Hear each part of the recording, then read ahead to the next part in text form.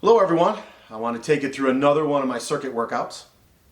Just like my previously videoed workout of this type, the workout design is 5 exercises with 1.5 minutes rest between each exercise.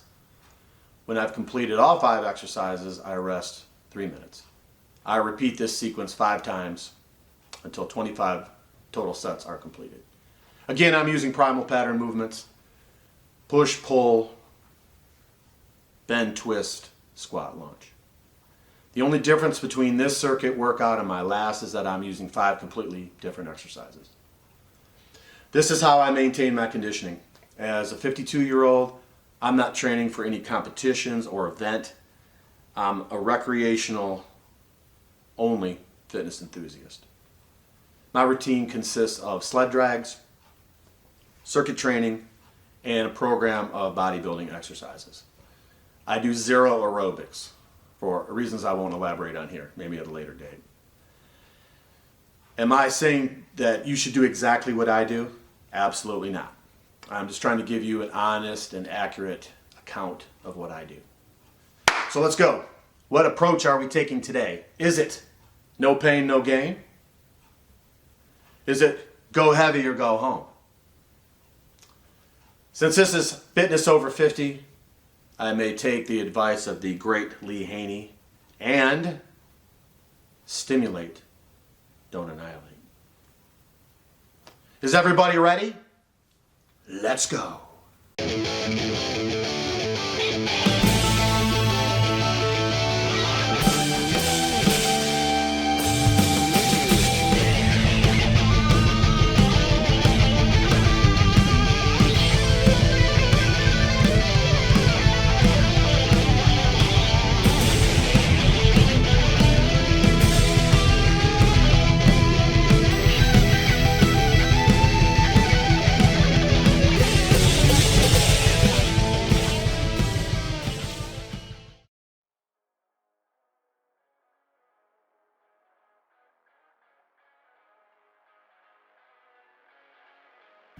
Training my legs using a hip belt is one of my favorite ways to exercise. I have a permanent injury to my right facet joint in my spine and am unable to do a full squat with a barbell on my back. I can box squat, I can circus squat, but not barbell squat. With the hip belt, I can overload my glutes and quadriceps maximally and not worry about aggravating my back injury. So this is my typical setup: 25-pound plates to increase the range of motion. 45-pound plates would shorten the distance to the floor too much. And these are 4-inch patio blocks I stand on, again, to increase my range of motion or depth that I'm squatting.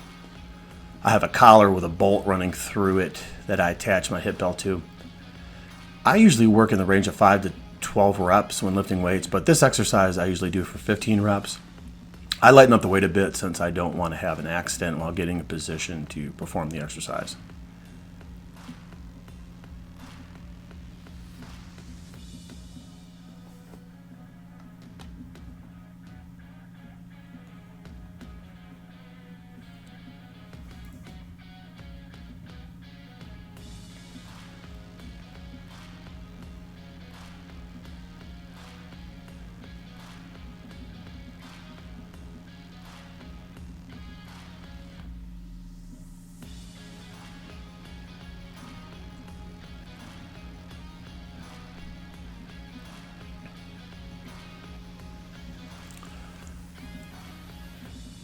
So this was a real eye-opener for me. I did not realize until I filmed myself performing this exercise that my depth is not sufficient. And you'll see, I'm several inches above parallel. So I finished my entire workout using this same setup with the patio blocks and the belt.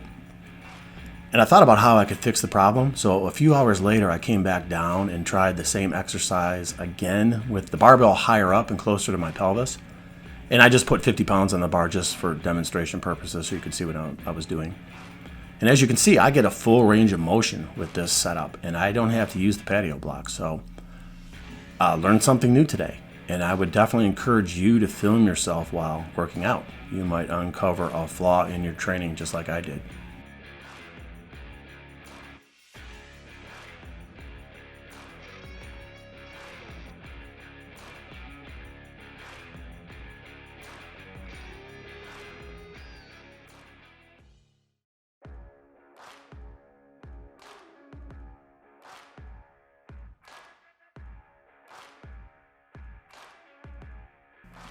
So presses off a Swiss ball. Now, I do exercises on unstable surfaces occasionally. Much different experience performing the exercise this way as opposed to pressing off a bench. You are forced to contract all of your smaller stabilizer muscles to balance yourself, or you'll certainly fall off the ball.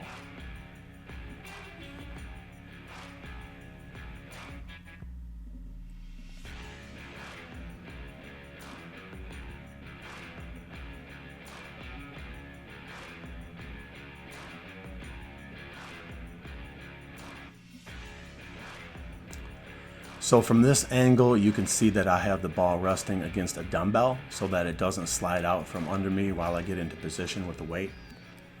When in position, I move forward some so that I have to stabilize myself on the ball with no help from the dumbbell.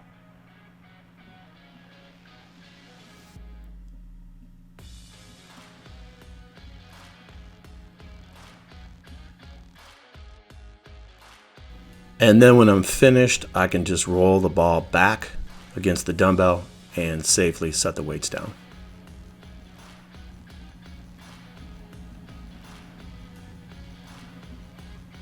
Now with chin-ups, I like the direct line of pull with this exercise. I'm only lifting part of my body weight this way, so it's not as fatiguing as regular chin-ups would be, but still provides a sufficient stimulus for sure to your lats.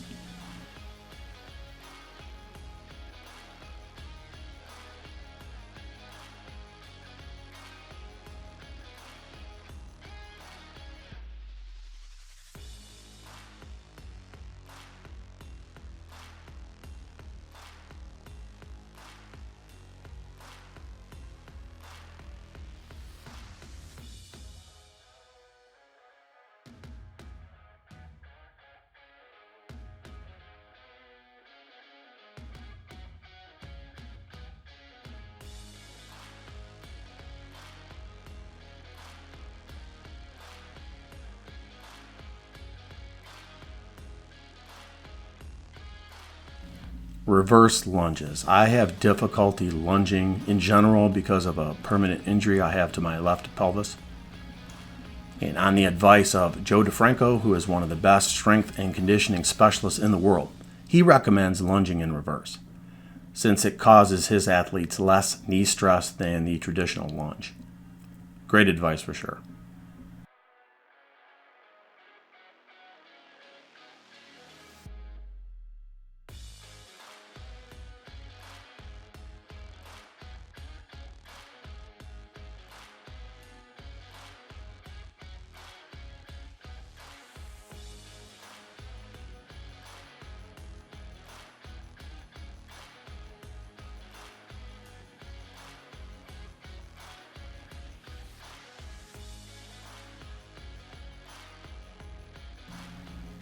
So I didn't actually perform any of these exercises twice in a row. I'm just showing you different angles from different times through the circuit. So it's one time that I would perform lunges out of the 5 exercises. One time I would perform the hip belt squats, and so on.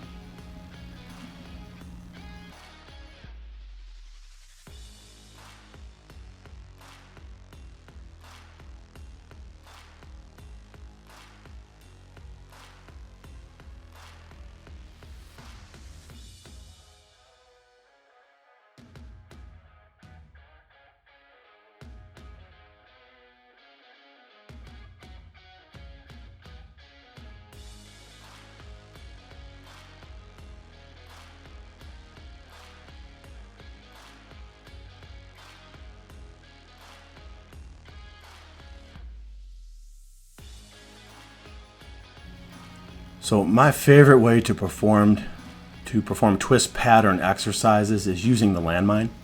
But you can see my landmine is loaded with weights that I use for the hip belt squatting. It would be just too inefficient to take the weight on and off every circuit. Don't neglect the twist pattern in your training. It's something that I've done for years, and I've just started incorporating it in the last couple of years. It's kind of like training your calves. No one wants to do it, but it's an important pattern to build strength in. Most people have a weak twisting pattern. They might have a strong squatting pattern or a strong pulling, bending pattern with the deadlift. But the twisting pattern is usually weak. And that's how people injure their backs. You typically injure your back twisting and bending at the same time.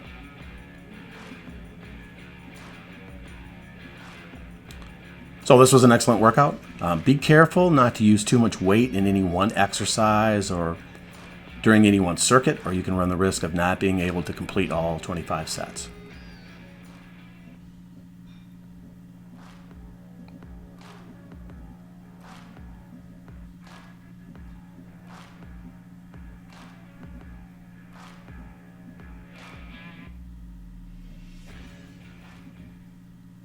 We'll see you next time.